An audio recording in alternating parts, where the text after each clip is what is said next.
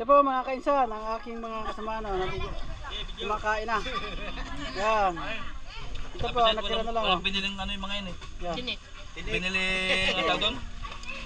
Yelo eh. Yan. Ito po yung liguan dito.